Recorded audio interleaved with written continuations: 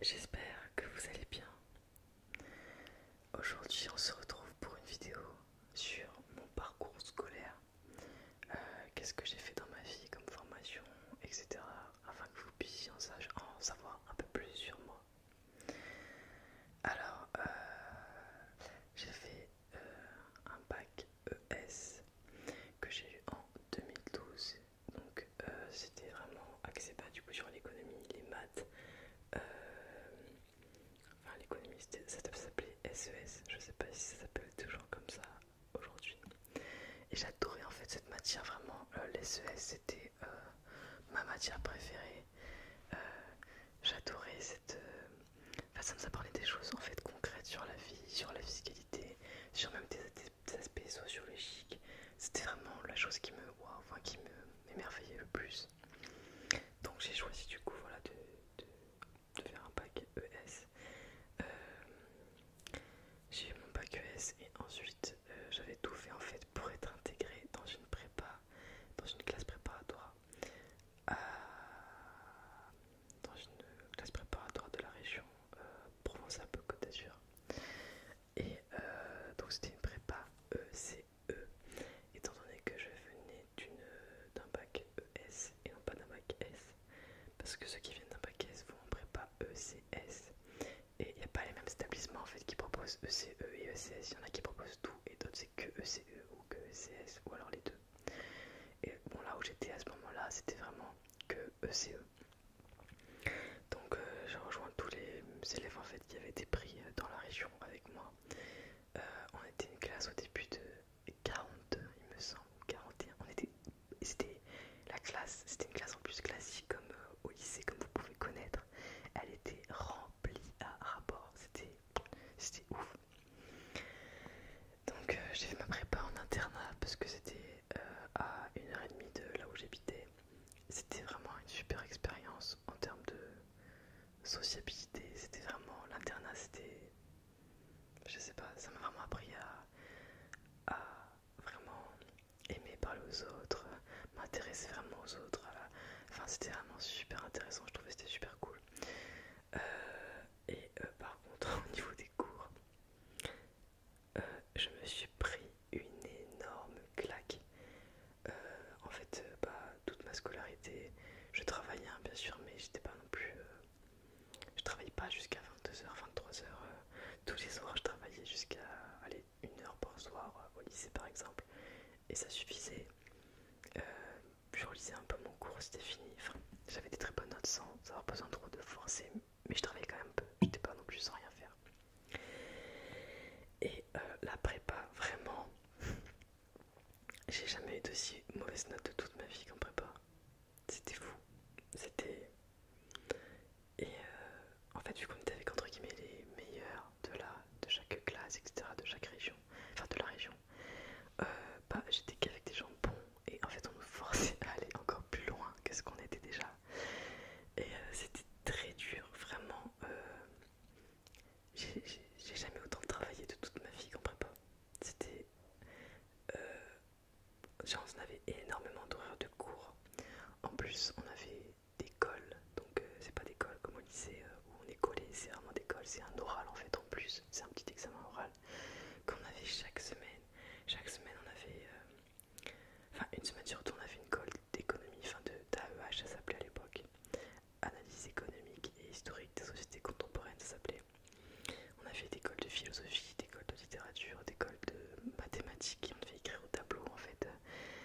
On avait un exercice qu'on devait réaliser au tableau. Enfin, c'était vraiment une expérience à part. Euh, et j'ai jamais autant travaillé toute ma vie. C'était intense.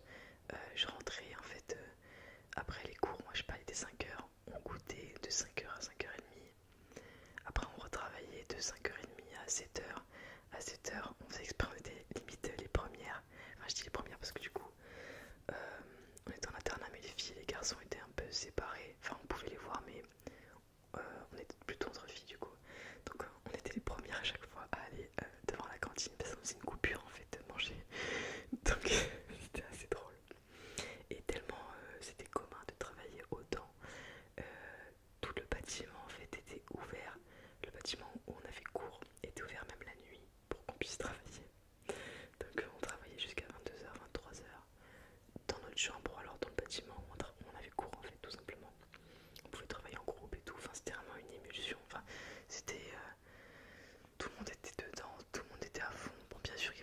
dur où vraiment des fois on avait des baisses de morale intenses, des mauvaises notes, enfin voilà, mais c'était super. Enfin là maintenant j'en parle avec le sourire, mais sur le coup c'était vraiment très dur. Donc voilà, j'ai fait ma prépa. Après ensuite s'en est suivi. Donc la prépa sert à préparer les concours aux grandes écoles de commerce. Donc j'avais eu comme école Schema. Euh, et finalement j'ai pas réussi à avoir mon crédit en fait pour aller dans cette école. Donc je me suis dit bon bah tant pis, enfin c'est dur parce que psychologiquement je me suis dit j'ai travaillé 2 ans entre guillemets pour rien. Et je me suis dirigée du coup vers une autre thématique qui m'intéressait. Donc je suis partie du coup en licence de psychologie. Euh, En plus je suis repartie directement en licence 1 étant donné que ça n'avait rien à voir en fait la prépa, l'économie, etc. Les mathématiques qu'on faisait et la psychologie. Donc je suis repartie de la licence 1. Heureusement que je suis née en fin d'année en fait parce que j'ai déjà toujours été la plus jeune de ma classe. Donc en fait au final j'avais que 1 an de décalage par rapport aux autres. Donc ça allait. Euh, et donc j'ai fait ma licence. En fait je l'ai fait pourquoi? Déjà parce que quand j'étais ado, avant même de savoir que je voulais faire prépa, je m'intéressais énormément à tout ce qui touchait à la programmation neurolinguistique, à l'hypnose, au développement personnel, à plein de choses comme ça.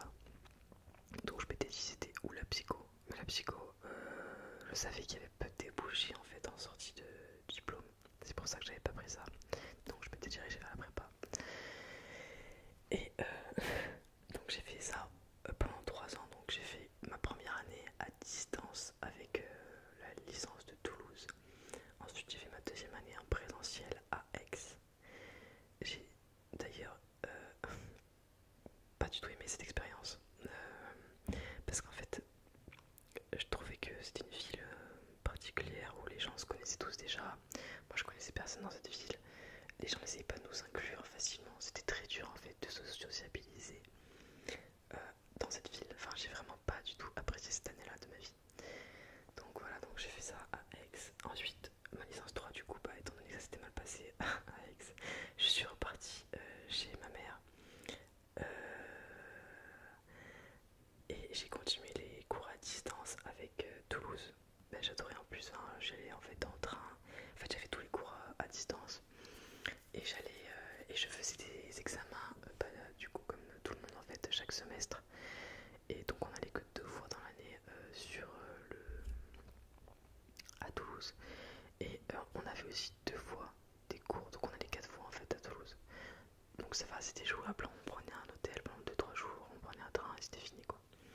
Et en parallèle de ça, donc je travaillais toujours dans la restauration, dans les sushis. Depuis que j'ai 16 ans en fait, je travaille.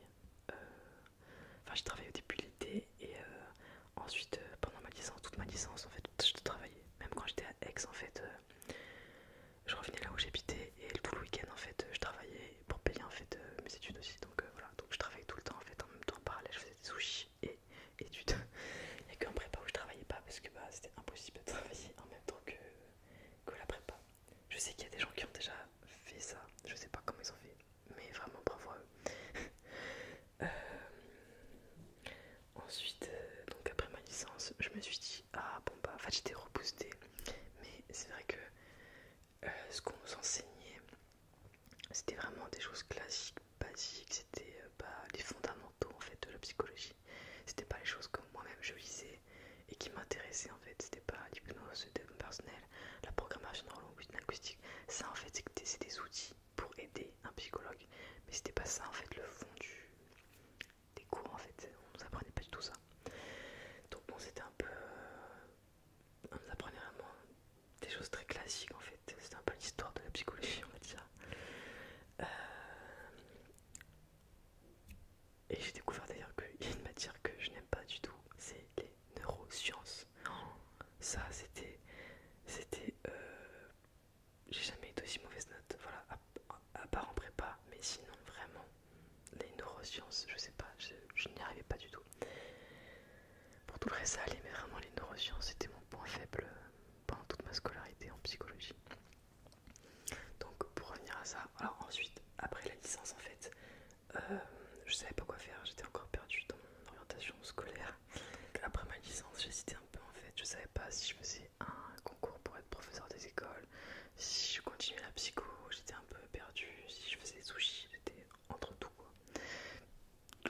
me suis dit bon, j'ai quand même fait 3 ans, autant continuer.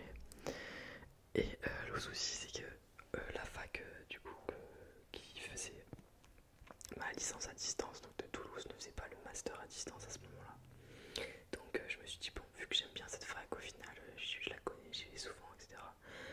Je vais aller à Toulouse. En plus mon père venait d'emménager dans cette ville à ce moment-là. Donc ça m'arrangeait de me dire bon, au moins il y a un membre de ma famille qui habite là-bas. Ça me rassurait en fait de me dire que je connaissais quelqu'un dans cette ville. Donc je suis partie vivre à Toulouse pendant un an. J'ai fait mon master jusqu'à... En fait j'ai fait que le premier semestre. Euh, Après ça, donc en fait pendant les vacances de Noël, j'ai beaucoup réfléchi. Et en fait, à ce moment-là, en fait,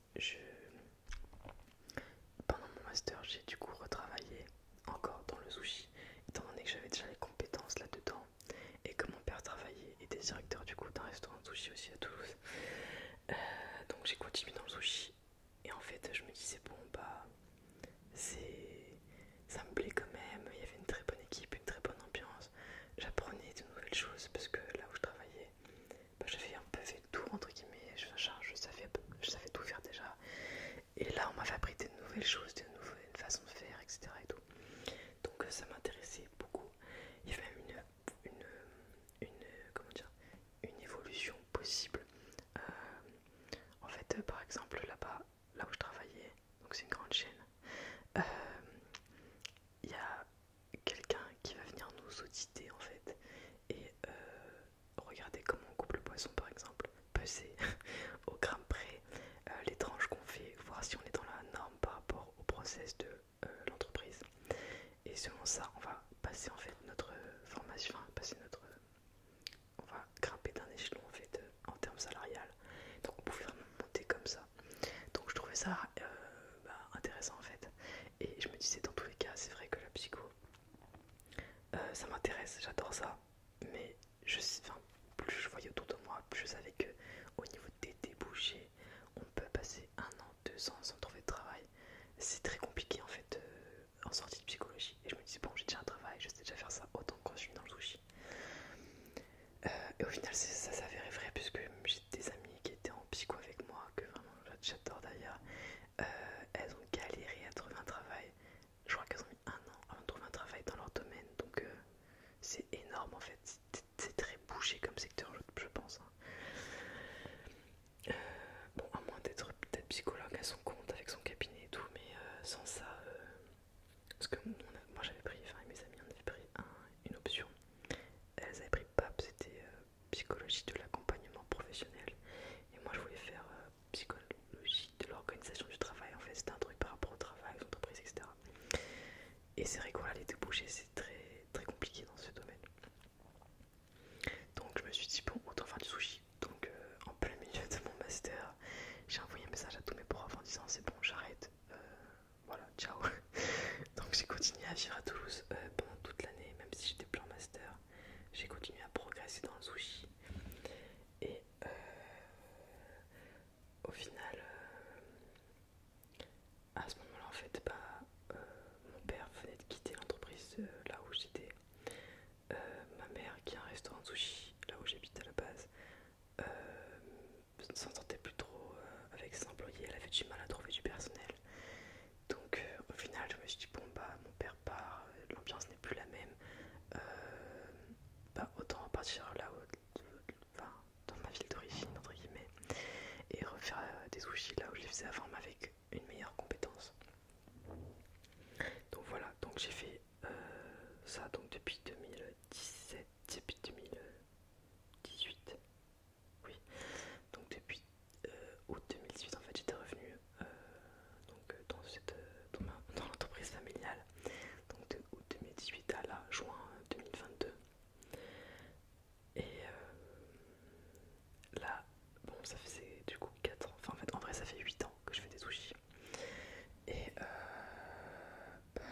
j'ai voulu ouvrir mon restaurant en fait avec ma copine. Euh, Ça a été très compliqué, on a passé des mois durs, des mois à préparer le projet, la carte, le business plan, etc. C'était très très compliqué.